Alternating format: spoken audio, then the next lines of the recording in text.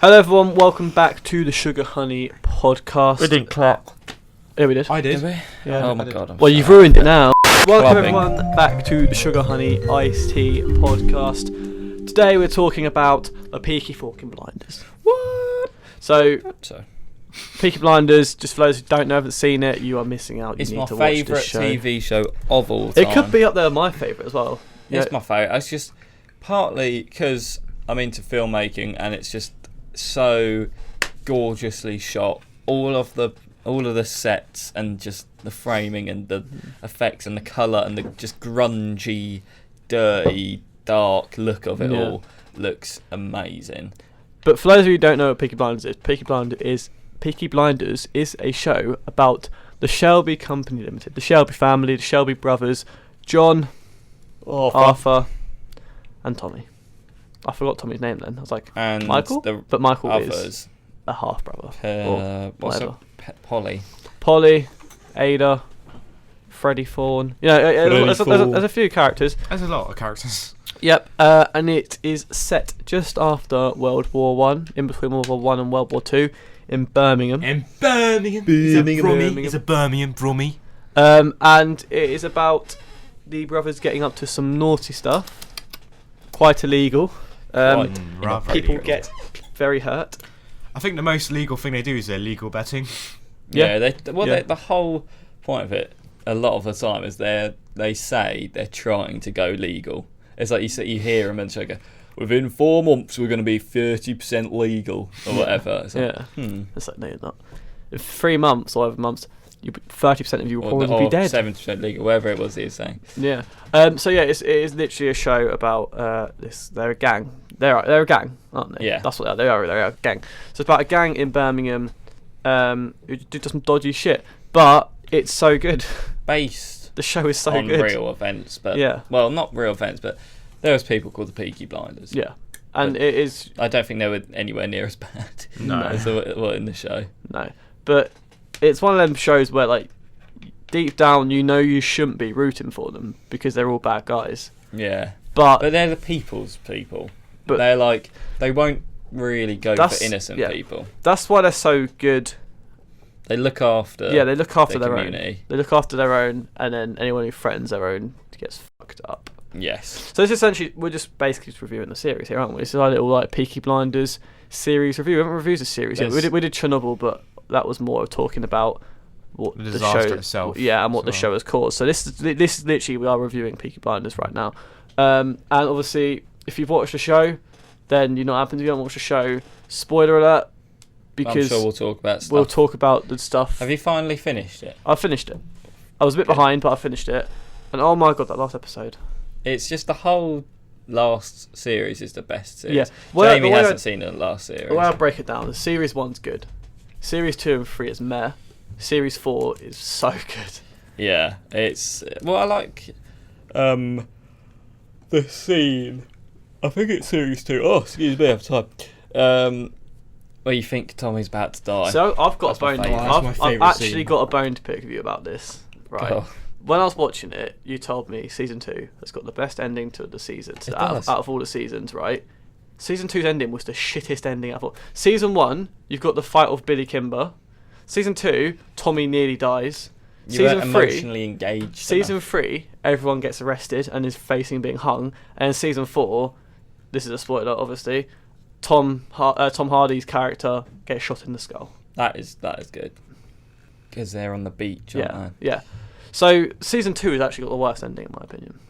It's a brilliant ending. It's the music just goes with it so well. But the thing is, I think it's because as well, like, I knew there was 2 more seasons. I was like, yeah, Tommy's not dead. Yeah. To be I fair, when couldn't I even first lie. watched it, they hadn't even released season 4. Yeah. Yeah. But no, it's a brilliant series. And I love sort of historical time period It's things, a good era to shoot a show in. rather than it being just modern day. Yes. So we'll start from season 1 and we'll work our way through the season. So season 1 is when they're just a betting company, really, aren't they? Nothing more than that. And they've been fixing the races. They've been fixing Billy Kimber's races, and he is horse racing, and he is sort of the guy you don't fuck with, Billy Kimber. Billy Kimber, he talks a bit like this. I think the accents in the show Right. are so good. Like that. Yeah. And he thinks he's the big man round town, but he's not. He's really the not. Shelbys. He hasn't come across the Shelbys mistake. yet. He does threaten to have him shot against the fence. That was probably a mistake. Yeah, and it doesn't end too well for him. But season 1 is when we get Danny Whizbang, and Danny Whizbang. I just realised, for everyone who hasn't watched this, like, all of these characters you have no idea what you're talking about. But if you do watch the show, you're probably thinking like, "Oh man, I remember Danny Whizbang." I'm just gonna say, the first episode, the mood is set straight away. You know, he goes into the town. It's the first episode where when he's on the horse. He's on the horse. Yeah. And he goes past, and the police officer's like, "Mr. Shelby," and everyone hides from him. And then and then he goes into his house and just opens the wide doors, and then they're all there. That's my favourite shot, is when they're just all there. So season 1 is about Billy Kimber and fixing the races, and then they end up exchanging in a gunfight. But it isn't what you think it is. It ends up with Danny Whizbang gets shot and killed. Danny Whizbang is Tommy's war friend, because they've all come back from France in World War One. Tommy gets shot, doesn't die, but then Billy Kimber gets headshotted. Basically, he gets shot dead and he's dead, and that's the end of the Billy Kimber thing. Here's what pisses me off of that season. Freddie Thorne is another one of Tommy. Well, he was his friend, wasn't he? But then Freddie Thorne becomes a communist and was his sister's boyfriend. But they were friends, weren't they? I don't think so. Because he says in the funeral scene of season 2, he promised he'd pour a drink over his grave or something like that. I don't know. Right, so Freddie Thorne, I liked his character. I liked him. He was dating Thomas Shelby's sister, Ada. And then he's all fine into season 1. He helps Tommy in the fight against Billy Kimber. And then season 2 starts and he's dead. I don't know what happened. It's because I think must the actor, be some sort of... It was something to do with the actor in the show, it must have been.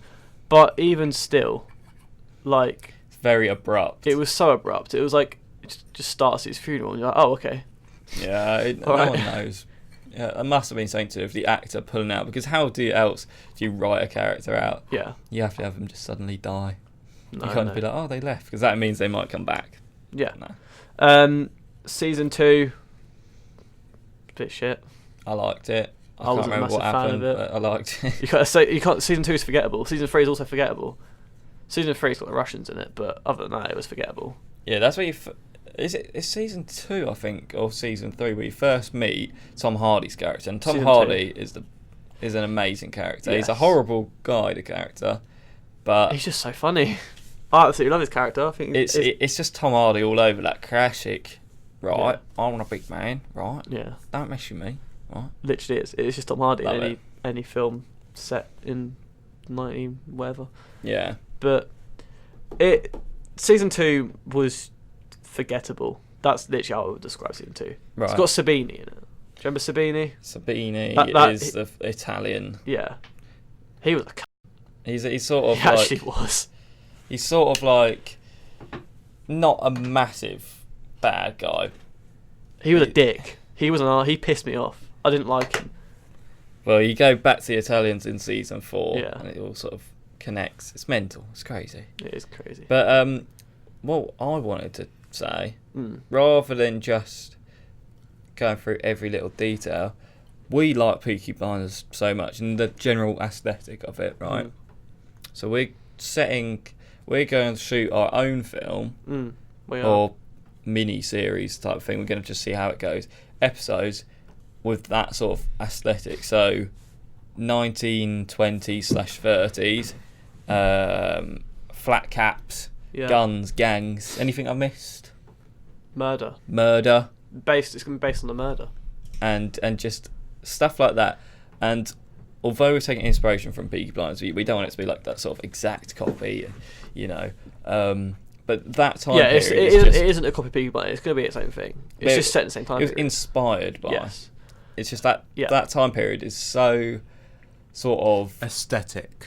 Yeah, and it's a weird time period because you always learn about World War One, and in school it sort of gets skipped over. World War One does get skipped. World War Two is sort of the one. Well, you get to talk about World War One, not as much as World War Two. World War Two is but in that time period in between 20 years, you don't hear anything really. No, unless you study. Nothing really happened. nothing in Britain, because I did history at GCSE, and you'd learn about what happened in Germany, but you never hear about Britain. You just think everything's going along merrily, but in fact, people are still recovering from that First World War. Everyone's had a part to play in that war. You know, there's people lost everywhere, like being killed, families wiped out, there's crime, Britain's quite poor. It's just bad. It's on the back foot. The whole what was going on was shit. A brilliant breeding ground for brilliant stories. Yeah, so that's what we're doing. We're making our own mini-series. I think 3 episodes we're aiming at. I don't know how it's going to go yet. Who knows? But that's a little sort of teaser to... So if you like Peaky Blinders, or if you just want to watch our mini-series, because we put out our short film, The Girl in the Chair. Your short film? Yeah, me and Jamie worked on. I can't take any credit. It was cool though. I liked watching it. Girl in the Chair. I'm alright with it. I'm a bit disappointed over some parts of it. But the thing is, when it's for a uni project, you get a lot of restraints and stuff. Yeah, there was a lot of restraints, and we couldn't make it any longer than what we had. And you can't take your time with it. Yeah, and I don't think the story was written out as well as... Well, we wasn't received the story as well as we'd thought it would. It's all a learning curve, so we are going to put a lot bigger crew, a lot bigger budget into this. It's not just uni students taking part this time. Yeah, yeah. So a bit of everyone. Bit of everything. So you're gonna stay tuned. You're gonna be seeing the amazing camera work between these two. These two working cameras. I will be directing this film. And then Nathan, our cameraman for the podcast, is going to be producing it. He's hard at work to sort out locations. We're also having people on makeup. We've got extras in. Yeah, it's going to be sick. I hope Props. so. I really hope it works. It will. Wish us luck. We don't want to look back on this podcast and be like, oh God, we went so wrong. Yeah, so we won't make that happen. Keep an eye on the channel. It'll be a fair amount of time before anything for it comes out yet, because we're in pre-production. We're in pre-production stage at the moment. You've got pre-production, pre-production, production, post-production. We're in pre right now, so keep an eye on it, because it will be sick when it comes out, and we will put it onto this channel. But yeah, back to Peaky Blinders. Season 4 is a masterpiece, isn't it? I think it was the best one. I think it was just perfect action, and it's got the mafia in. Spoilers. Yeah, the mafia in it. The guy who plays, what's his name? Luca Changretta. Yeah, Luca Changretta. The best villain the show has had. Yeah, it's just the accent as well, and the mysterious Chicago gangster. Or New York. My one criticism, again, for the show is that they defeat them. They don't keep villains anymore in the season. That's true. Apart from... It's sort of what you're saying, is sort of a new gang each season to defeat. I would have loved to have Luca Changretta win season 4, and in season 5 be about to come back. Yeah, they pretty much defeat the mafia. Well, it's not the whole mafia. It's just like a family of the Italian mafia. Yeah. Which come over because they killed a dad. Yeah. Who used to live in Birmingham. Very confusing, but brilliant story. I keep saying brilliant, and it's annoying me. Because it is though. It is so good. Honestly, if you haven't watched it, you need to. It is so good. This next part is purely for those who have watched it, because I want to talk about the thing they did with Arthur in episode 6. How clever it was. So you think Arthur's dead. He's completely dead. You see him get... And they even end the episode thinking he's dead. Yeah, so basically, you see they're at a boxing match. They know the mafia are after them. And Tom Hardy's character, who's usually works with them... Sort of. He's like he'll do anything for the money. If he will put his business before his friends. Absolutely. Basically. He doesn't... He's not his friends. Well, he says to the mafia guy that Tommy Shelby's a good friend of his. No, but load of rubbish. He just does it all for the money. Yeah, so he meets the mafia and he agrees to betray Tommy Shelby by smuggling the mafia men as his own, and then that's where that feud comes from between Tommy and Alfie, Tom Hardy's character, later on. It's all very confusing. If you haven't watched the show, you're probably thinking, what the fuck is going on? If you have watched the show, you're probably following me right now. So at a boxing match, the men Alfie snuck in starts that wire thing where they choke him. Does that to Arthur. Is that what you cut cheese with? I don't know. Yeah. But you think I've seen the weapon used. Yeah, but you think Arthur dies. because Tommy comes in, finds him getting strangled, shoots the guy who's strangling him, and then he's hugging Arthur on the floor, and Arthur's he's unconscious. So Tommy says, he tells "Look, everyone he's alive. Yeah, but we've got to but you make don't see this everyone yet. think that he's dead." You don't hear Tommy speaking. You just see music because he says to Polly, he's like, "Look, Arthur's alive, but me and you and his wife can know he's alive. Everyone else needs to think he's dead." But you don't see that. You just see Polly reacting all shocked because she's obviously shocked because Arthur's just been attacked. But you think that he's dead. It then goes to their youngest brother. Is it Finn? Can't remember now. I think it's Finn, the youngest brother. He tells him he's dead, and then the other attacker, he says to Finn, "You're a Peaky Blinder. You need to take his eyes." Oh, yeah. So that's their signature move. Yeah, they take your eyes out. That's what Peaky Blinders. They have blades in their caps, and they just slice it, and it cuts your eyes. So he says he needs to take his eyes, so he does that. So I'm looking forward to seeing how his character goes in season 5. Who knows? Because I think he could be an absolute legend. What, Finn? Yeah, I think he's a young Peaky Blinder. The thing that annoys me, he's like 9 or 10 in the first season, and by the third season, he's like 18. Yeah. And it's like, it's not 8 years have passed, surely. No. Wait a minute. Yeah, it's really, really weird. Yeah, but right. So back to this twist thing. So you think Arthur's dead? You see a funeral scene. They're actually fake. The funeral scene is actually fake for Tommy's plan to work, because now Arthur's dead, the mafia approach him and they're like, "Look, I've killed 2 of your brothers," because he killed one of his other brothers previous. He goes, "Look, I've killed 2 of your brothers now. Give me your business," and then that's that. So Tommy's like, "Oh, okay then." And at this point you're thinking, what? He's actually surrendering the business to the mafia. So then he's like, okay, they're signing it, and then he then reveals. All of a sudden, he sends what's his name? Arthur. No, not Arthur. Polly's son. Fuck. What's his name? It's gone. Michael. He sends Michael to sort it out, doesn't he? Whilst there, and he basically goes and says to the mafia in. What was it? Where did he send them to? A state in America, wasn't it? Basically, the rivals of the gang that he's dealing with, and he's like, right, we're going to fuck them over and you're going to help us, basically, to sum it up. And then Arthur comes in, and you think he's dead, and everyone's like, what? And then he didn't actually die, and then it reveals Tommy was saying to Polly, Arthur's been injured, he's not dead. But then the mafia think he's dead. Shoots the guy in the head. And then he just comes in, and he just shoots the mafia leader in the skull, and then, see you later, mate, you are dead. Job done.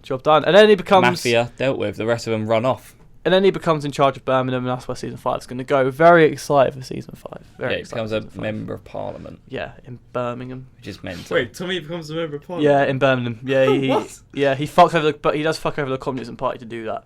So let's see where that goes for the next Who knows? series. They say they've got stories to take him up to the Second World War, so... Which isn't that far away. Well, it's like from 10 where we years.